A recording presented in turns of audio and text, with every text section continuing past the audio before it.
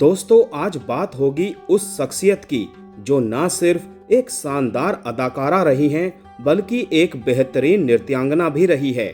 खूबसूरती ऐसी कि सरहद पार के लोग भी इनके दीवाने हुआ करते थे।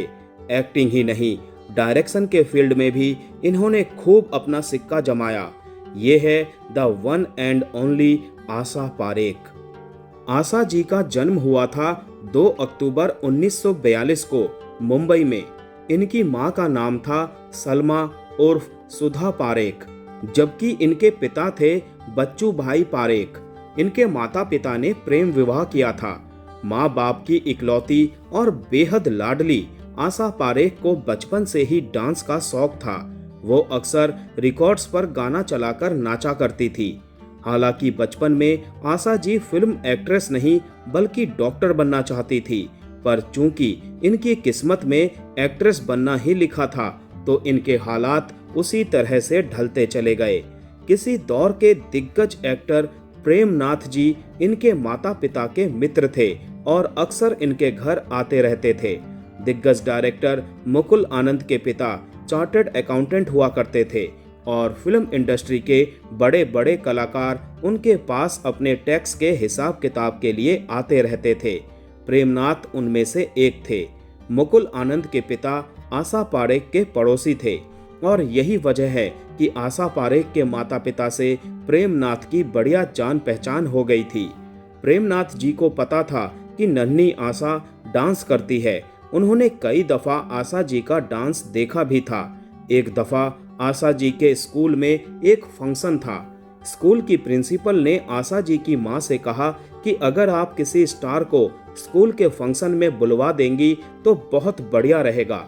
आशा जी की मां ने प्रेमनाथ जी से इस बारे में बात की। प्रेमनाथ ने कहा कि अगर आशा डांस करेगी तो मैं जरूर आऊंगा। मां ने सोचा कि घर में रिकॉर्ड्स पर डांस करने वाली आशा भला स्टेज पर कहां डांस कर पाएगी। इसीलिए इनकी मां ने उन्हें उस जमाने के दिग्गज कथक मास्टर मोहनलाल पांडे के पास ले गई। आशा जी की मां ने उनसे कहा कि अगर 1 महीने में आप इसे इतना ट्रेंड कर दें कि ये स्टेज पर थोड़ा बहुत डांस कर ले तो आपकी बड़ी मेहरबानी होगी। और फिर कड़ी मेहनत करके मास्टर मोहनलाल पांडे ने नन्ही आशा पारेख को थोड़ा बहुत कथक सिखा दिया। स्कूल के उस फंक्शन में आशा जी का कथक डांस हर किसी को पसंद आया। वादे के मुताबिक प्रेमनाथ भी उस फंक्शन में शरीक हुए और उन्होंने आशा जी की खूब तारीफ की। साथ ही उन्होंने इनकी मां को सलाह दी कि आशा को डांस की प्रॉपर ट्रेनिंग दी जाए।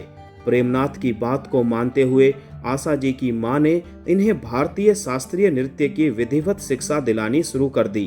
कथक के अलावा आशा जी ने भरतनाट्यम और कथकली भी सीखा। साथ ही ओडिसी नृत्य की भी दीक्षा ली।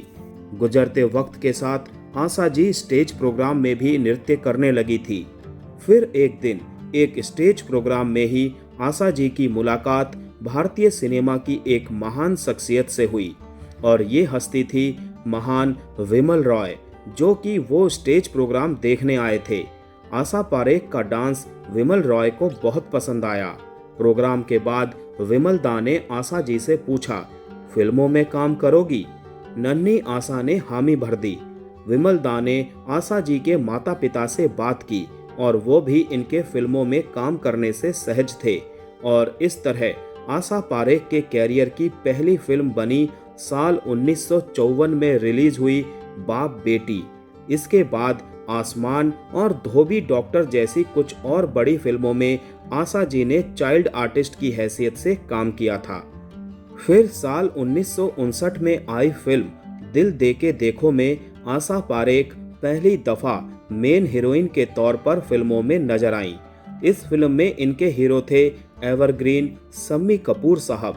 हालांकि इससे पहले साल 1959 में आई फिल्म गूंज उठी सहनाई में आशा जी मुख्य हीरोइन के तौर पर सेलेक्ट हो गई थी।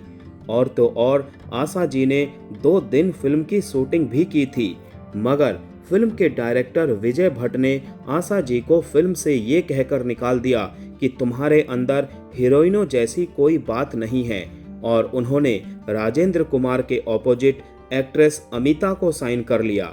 कहा जाता है कि डायरेक्टर नासिर हुसैन भी गूंज उठी शहनाई फिल्म से जुड़े थे।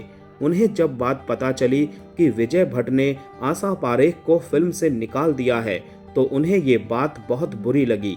नासिर ने फैसला किया कि वो आशा जी को अपनी फिल्म दिल दे के देखो से लॉन्च करेंगे, जबकि पहले ये रोल एक्ट्रेस साधना को दिया जाने वाला था। और इस तरह शम्मी कपूर आशा पारेख के पहले हीरो बने। फिल्म बॉक्स ऑफिस पर जबरदस्त हिट साबित हुई। रातों रात आशा पारेख स्टार बन गई। आशा ने फिर कभी पीछे मुड़कर नहीं देखा। आशा पारेख बॉलीवुड की टॉप मोस्ट एक्ट्रेसेस की लिस्ट में शामिल हो गई। इंडस्ट्री के हर बड़े एक्टर के साथ आशा जी ने सिल्वर स्क्रीन शेयर की। अपने कैरियर में आशा पारेख ने लगभग 100 हिंदी फिल्मों और कुछ पंजाबी, गुजराती और कन्नड़ फिल्मों में काम किया था। बात अगर आशा पारेख के कैरियर की टॉप फिल्मों की करें तो फिर वही दिल लाया हूँ, तीसरी मंजिल, लव इन टोक्यो, दो बदन, आए दिन बहार के, उपकार, कन्यादान, महल, कटी पतंग, पागल कहीं का, आन मिलो सजना, मेरा गांव मेरा देश, कारवां, मैं तुलसी तेरे आंगन की, बिन फेरे हम तेरे, 100 दिन सांस के और कालिया, इन जैसी फिल्मों में उन्होंने अपनी एक्टिंग की नुमाइश पेश की। आशा पारेख की आखिरी रिलीज्ड फिल्म थी साल 1996 में आई मुट्ठी भर जमीन, जिसमें उन्होंने एक सपोर्टिंग कैरेक्टर निभाया था। एक्टिंग के अलावा आशा पारेख जी ने डायरेक्शन में भी हाथ आजमाया था। इन्होंने कुछ टीवी शोज डायरेक्ट किए थे, वहीं कुछ टीवी शोज को इन्होंने खुद प्रोड्यूस भी किया था। आकृति नाम की इनकी एक खुद की प्रोडक्शन कंपनी भी थी और आकृति प्रोडक्शन के बैनर तले ही सबसे पहले आशा पारेख ने 1988 में ज्योति नाम का एक गुजराती टीवी शो डायरेक्ट किया था। जब वो शो बहुत ज़्यादा हिट हो गया तो आशा पारेख ने सन 1989 में दूरदर्शन के लिए पलाश के फूल नाम का शो डायरेक्ट किया था। फिर 1998 में कोरा कागज, 1998 में ही दाल में काला, 2001 में कंगन और 2003 में कुछ पल साथ तुम्हारा नाम के शो इन्होंने डायरेक्ट और प्रोड्यूस किए। आशा पारेख ही पहली महिला भी हैं जो CBFC यानी फिल्म सेंसर बोर्ड की अध्यक्षा भी रह चुकी हैं। साल 1998 से लेकर 2001 तक आशा पारेख सेंसर बोर्ड की चीफ रही थी और इस दौरान आशा पारेख के साथ काफी कंट्रोवर्सी भी हुई थी। आशा पारेख की निजी जिंदगी की बात करें तो इन्होंने कभी भी शादी नहीं की। कहा जाता है कि आशा जी डायरेक्टर नासिर हुसैन से प्यार करने लगी थी और उनसे शादी भी करना चाहती थी, लेकिन चूंकि नासिर हुसैन पहले से शादीशुदा थे तो आशा जी उनसे शादी ना कर सकी। हालांकि जब आशा और नासिर हुसैन के इश्क के चर्चे होने शुरू हुए थे तो उस वक्त आशा जी ने इसे अफवाह करार दिया था। उन्होंने कहा था कि उनका एक बॉयफ्रेंड है जिसके साथ वो सालों से रिलेशनशिप में हैं। हालांकि आशा जी कभी भी अपने उस बॉयफ्रेंड के बारे में कोई और बात नहीं करती थी। लेकिन जब साल 2017 में आशा पारेख की biography the hit girl I तो उससे पता चला कि आशा जी और नासिर हुसैन के बीच वाकई में एक रूमानी रिश्ता था। लेकिन दोनों परिवारों के भले के लिए आशा जी ने नासिर हुसैन से शादी करने की कोशिश नहीं की थी और वो जो बॉयफ्रेंड वाली बात आशा जी कहती थी वो एकदम झूठ थी।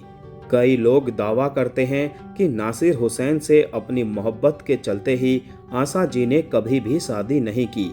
एक वक्त ऐसा भी आया था जब आशा पारेख अमेरिका में रहने वाले भारतीय मूल के एक प्रोफेसर से शादी करने ही वाली थी, लेकिन इत्तेफाक से आशा जी को कहीं से पता चल गया कि जिस शख्स के साथ वो शादी करने जा रही हैं उसकी पहले से ही एक गर्लफ्रेंड है। ये बात सामने आने के बाद आशा जी ने उस प्रोफेसर से शादी ना करने का फैसला किया। फाइनली इन्होंने ये तय किया कि ये किसी से भी शादी नहीं करेंगी। एक दफ़ा इन्होंने एक बच्चा गोद लेने की कोशिश भी की थी, लेकिन जिस बच्चे को ये गोद लेना चाहती थी उसमें कुछ जन्मजात बीमारियां थी, डॉक्टर्स ने इन्हें वो बच्चा गोद ना लेने की सलाह दी और इस तरह आशा जी की वो ख्वाहिश भी अधूरी रह गई। आशा जी ने डॉक्टर बनने की अपनी बचपन की ख्वाहिश को पूरा करने की एक अनोखी कोशिश जरूर की। दरअसल आशा जी ने मुंबई में आशा पारेख नाम से अपना एक हॉस्पिटल खोला है, जहां गरीब लोगों का बेहद सस्ती कीमत पर और कई दफा तो मुफ्त में ही इलाज किया जाता है। आशा जी ने अपनी एक खुद की डांस एकेडमी भी शुरू की थी। हालांकि बढ़ती उम्र की वजह से अब इनकी वो डांस एकेडमी बंद हो चुकी है। सिनेमा में उनके योगदान के लिए भारत सरकार द्वारा उन्हें पद्मश्री से सम्मानित किया गया। साथ ही वर्ष 2020 में दादा साहेब फाल्के पुरस्कार से भी उन्हें सम्मानित किया गया था। अपनी बायोग्राफी के लॉन्चिंग पर आशा पारेख ने कहा था कि मेरे जीवन में जो लोग मायने रखते हैं, अगर उनका जिक्र मैं अपनी आत्मकथा में ना करूं तो फिर इसे लिखने का कोई अर्थ ही नहीं है। आशा ने आगे कहा था कि मेरा मानना है कि शादियां ऊपर से तय होती हैं और शायद इस मामले में भगवान मेरी जोड़ी बनाना ही भूल गए। मेरी शादी का संयोग ही नहीं था, इसीलिए मेरी शादी नहीं हुई।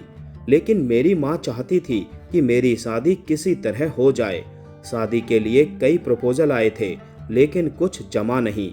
मम्मी को किसी ने कहा था कि इसकी शादी मत करना, फिर भी उन्होंने बहुत कोशिश की, लेकिन वाकई में ऐसा ही हुआ।